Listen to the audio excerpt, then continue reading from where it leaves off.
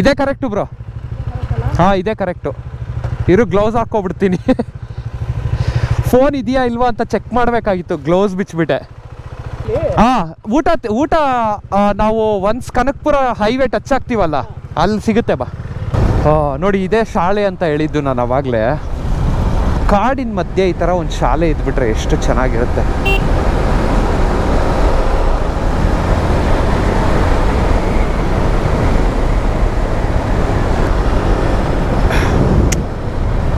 ಏನು ಕಟ್ಟಿದಾರಲ್ಲ, ಒಳ್ಳೆ play ground ಇರುತ್ತೆ ಒಳಗಡೆ, ಜೊತೆಗೆ ಎಜುಕೇಷನ್ ಕೂಡ ಇರುತ್ತೆ.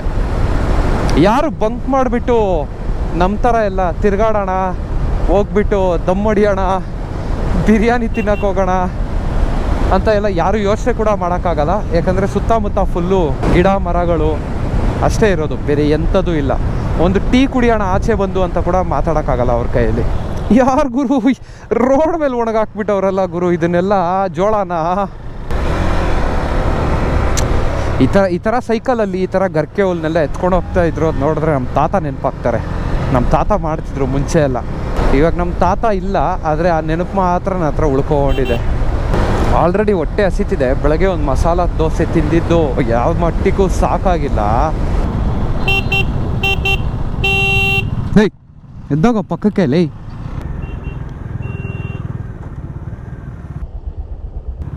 ಸತ್ತೋಗಿಲ್ಲ.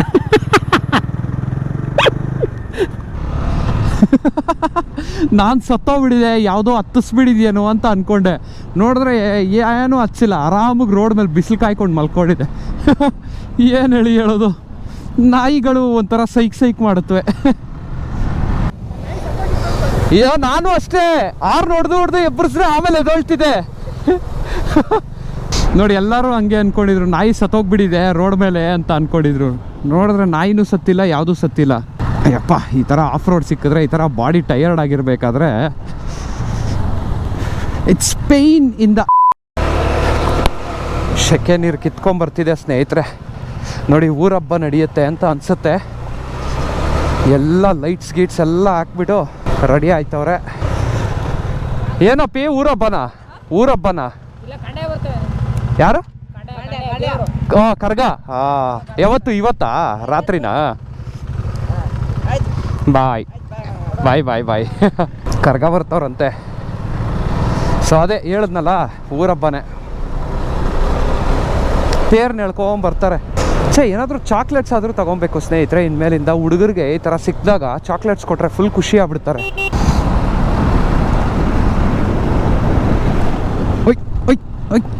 ಒಯ್ ಗೇರ್ ಚೇಂಜ್. ಕ್ವಿಕ್ ಶಿಫ್ಟರ್ದಿದೆ ಹೆಲ್ಪು. ಆ ಥರ ತೂತುಗಳಲ್ಲೆಲ್ಲ ಬಿಟ್ಟಾಗ ಪಟ್ ಅಂತ ಚೇಂಜ್ ಮಾಡಿಬಿಡ್ಬೋದು ಗೇರ್ಗಳನ್ನ.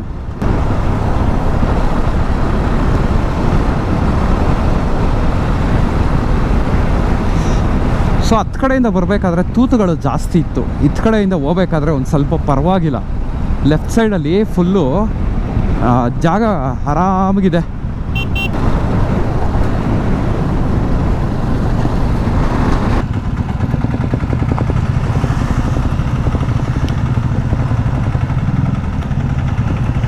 ಓ ಮೈ ಗಾಡ್, ಆಟೋ ಹತ್ತುತ್ತಾ ಗುರು. ಅಷ್ಟು ಜನನ ಹಾಕ್ಕೊಂಡು ಎಳೀತೈತೆ ಆಟೋ. ಕೊನೆಗೂ ಹತ್ಸೇ ಬಿಡ್ತಾರೆ, ಬಿಡಲ್ಲ ಅವರು.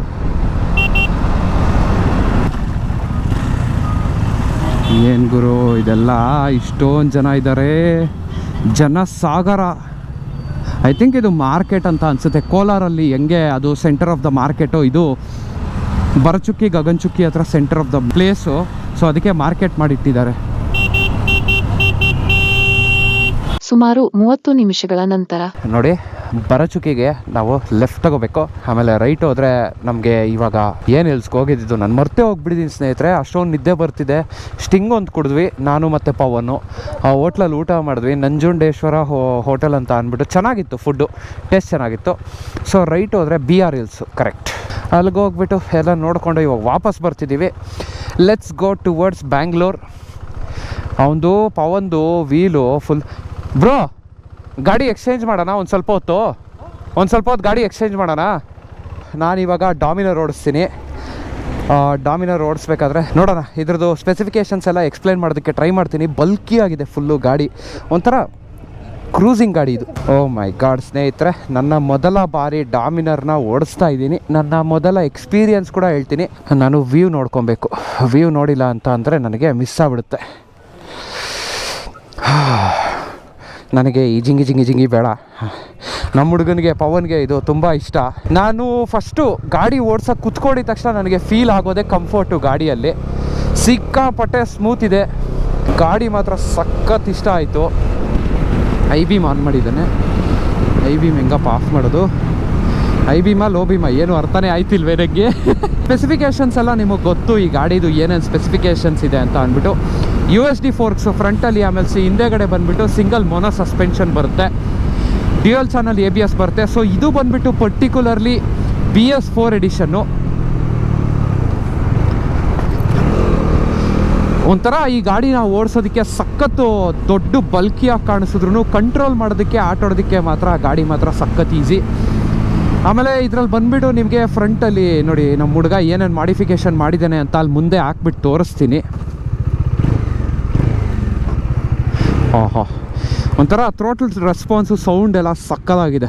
ಆಮೇಲೆ ನನಗೆ ಈ ಗೇರ್ದು ಸ್ಮೂತ್ನೆಸ್ಸು ಬೇಜಾನ್ ಇಷ್ಟ ಆಯಿತು. ಫ್ರಂಟಲ್ಲಿ ನಿಮಗೆ ಡಿಜಿಟಲ್ ಮೀಟರ್ ಸಿಗುತ್ತೆ, ಅದರಲ್ಲಿ ನಿಮಗೆ ಸ್ಪೀಡ್ ಎಷ್ಟು, RPM ಎಷ್ಟರಲ್ಲಿದೆ, ಯಾವ ಗೇರಲ್ಲಿದೆ ಅಂತ ಎಕ್ಸ್ಪ್ಲೇನ್ ಮಾಡುತ್ತೆ. ಆಲ್ಮೋಸ್ಟ್ ಈ ಗಾಡಿ ಬಂದುಬಿಟ್ಟು 40,000 ಕಿಲೋಮೀಟ್ರ್ ಹತ್ರ ಓಡ್ಬಿಟ್ಟಿದೆ.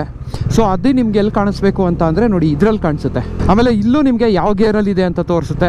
ಇವಾಗ ಇನ್ನೂ ನಿಮಗೆ ಎಕ್ಸ್ಪ್ಲೇನ್ ಮಾಡಬೇಕಂತ ಅಂದರೆ ಇದರಲ್ಲಿ 2 ನಿಮಗೆ ಲೈಟ್ಸ್ ಹಾಕ್ಸಿದ್ದಾರೆ. ಫುಲ್ಲು ಮಾಡಿಫಿಕೇಷನ್ ಏನೇನು ಮಾಡಿಸಿದಾರೋ ಪ್ರತಿಯೊಂದು ನಾನು ನಿಮಗೆ ಅವ್ರ ಹತ್ರ ನಿಲ್ಲಿಸ್ಬಿಟ್ಟು ಹೇಳ್ತೀನಿ. ಸ್ವಲ್ಪ ಮುಂದೆ ಹೋಗೋಣ. ಗಾಡಿದು ಮಾತ್ರ ರೆಸ್ಪಾನ್ಸು, ಥ್ರೋಟಲ್ ರೆಸ್ಪಾನ್ಸು ಸಖತ್ ಇಷ್ಟ ಆಯಿತು. ಫುಲ್ಲು ಸ್ಮೂತಾಗಿದೆ. ಗೇರ್ ಹಾಕೋದಾಗಲಿ ಇಲ್ಲಾಂದರೆ ಗೇರ್ ಶಿಫ್ಟಿಂಗ್ ಆಗಲಿ ಸಖತ್ ಸ್ಮೂತ್ ಇದೆ.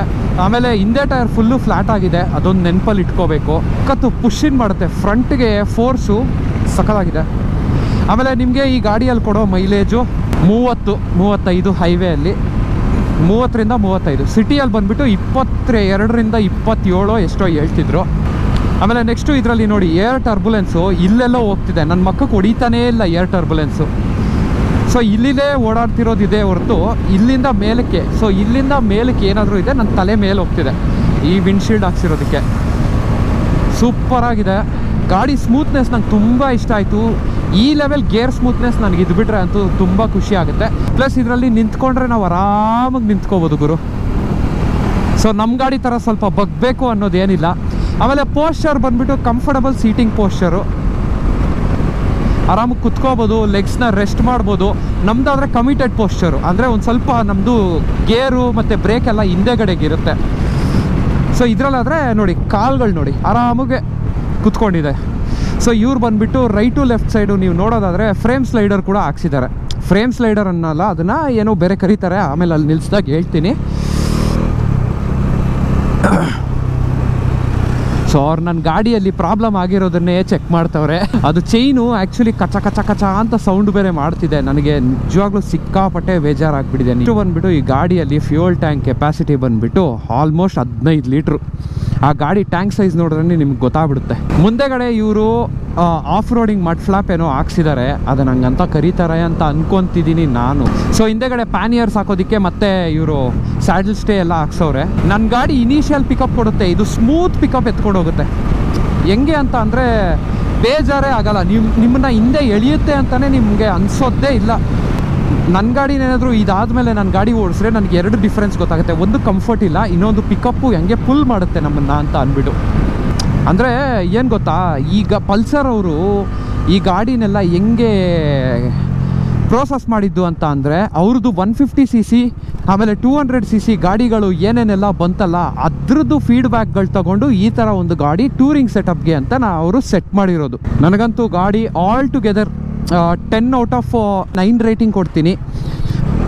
ಮೈಲೇಜ್ ಎಲ್ಲ ಚೆನ್ನಾಗಿದೆ ಅಂತ ಹೇಳಿದ್ರು. ಸೊ ಒಂದು ಸಾರಿ ಸೈಡ್ಗೆ ಹಾಕ್ಬಿಟ್ಟು ನಾನು ಗಾಡಿನ ಕ್ಲೀನಾಗಿ ಲುಕ್ ಹಾಕಿ ತೋರಿಸ್ಬಿಡ್ತೀನಿ. ಸೊ ಏನೇನು ಹಾಕ್ಸಿದ್ದಾರೆ ಅಂತ ನಾನು ನಿಮಗೆ ತೋರಿಸ್ತೀನಿ. ಸೊ ಇದು ಸ್ಯಾಡಲ್ ಸ್ಟೇ ಹಾಕ್ಸಿರೋದು. ಸೊ ಡ್ಯುಯಲ್ ಸೈಲೆನ್ಸರ್ 400cc ಅದು ಕಾಮನ್ನು. ಆಮೇಲೆ ಇದು ಬಂದುಬಿಟ್ಟು ಫ್ರೇಮ್ ಸ್ಲೈಡರ್ಸು. ಬ್ರೋ ಇದು ಫ್ರೇಮ್ ಸ್ಲೈಡರ್ಸ್ ಅಂತ ತಾನೆ? ಫ್ರೇಮ್ ಸ್ಲೈಡರ್ಸ್ ತಾನೇ ಇದು? ಕ್ರ್ಯಾಶ್ ಗಾರ್ಡ್ ಅಂತಾರೆ. ಕ್ರ್ಯಾಶ್ ಗಾರ್ಡ್ ಅಲ್ವಾ ನೋಡಿ, ಇದನ್ನ ಕ್ರ್ಯಾಶ್ ಗಾರ್ಡ್ ಅಂತ ಕರೀತಾರೆ. ಆಮೇಲೆ ನೋಡಿ ಇದನ್ನೇ ನಾನು ನಿಮಗೆ ಹೇಳ್ತಾ ಇದ್ದಿದ್ದು ಆಫ್ ರೋಡಿಂಗ್ ಮಡ್ ಫ್ಲಾಪ್ ಅಂತ ಅಂದ್ಬಿಟ್ಟು. ಸೊ ಇದೊಂದು ಹಾಕ್ಸಿದ್ದಾರೆ.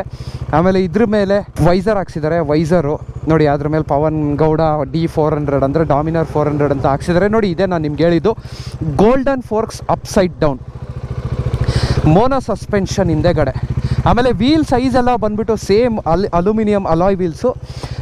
ಇದ್ರದ್ದು ಸೆಕ್ಷನ್ ಬಂದುಬಿಟ್ಟು ಫ್ರಂಟಲ್ಲಿ 110/70 ಆ್ಯಂಡ್ ಬ್ಯಾಕಲ್ಲಿ ಬಂದುಬಿಟ್ಟು ಇದ್ರದ್ದು ಬಂದುಬಿಟ್ಟು 150/60.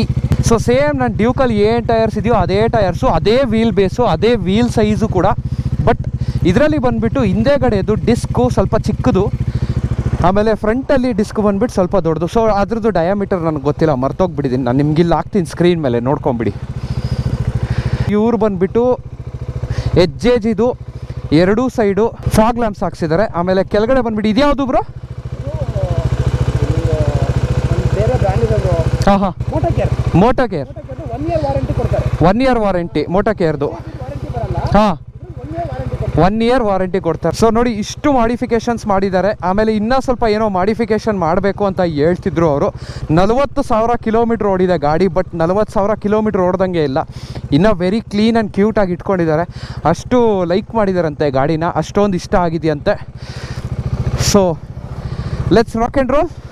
ಚೈನೇ ಕಂಪ್ಲೇಂಟ್, ಬೇರೆ ಏನೂ ಇಲ್ಲ. ಹೌದೌದು, ನಾನು ಅದನ್ನೇ ಯೋಚನೆ ಮಾಡ್ತಿರೋದು. ಸೌಂಡ್ ಬರ್ತಾ ಇರೋದು ಏನಂದ್ರೆ ರೊಟೇಟ್ ಆಗ್ತಿದೆಯಲ್ಲ, ಹಾಂ, ಇಲ್ಲಿ ಅದು ಸ್ಟ್ರೈಟ್ ಆಗಿ ರೊಟೇಟ್ ಆಗ್ತಿಲ್ಲ. ಹಿಂಗ್ ಅದೇ ನಿಂಗೆ ಇಂಜಿನ್ ಜಂಪ್ ಆಗ್ತಿದೆ ಅಂತ ಹೇಳ್ತಿದ್ದೆ ತಾನೇ. ಚೈನ್ ಚೇಂಜ್ ಆದ್ರೆ ಹಾಂ ಕರೆಕ್ಟ್ ಆಗುತ್ತೆ. ಇಲ್ಲಿ ಒಳಗಡೆ ಇದೆಯಲ್ಲ, ಹಾಂ ಇಲ್ಲಿ ನಿಗೊಂದು ಬರುತ್ತೆ ಗೊತ್ತಾ, ಮುಳ್ತರ ಹಾಂ, ಚಿಕ್ಕ ಸ್ಪ್ರಾಕೆಟು.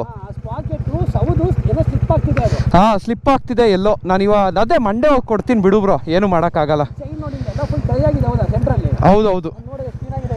ಹಾಂ, ಆ ಸ್ಪ್ರೇ ಸಕ್ಕತ್ತಾಗಿದೆ.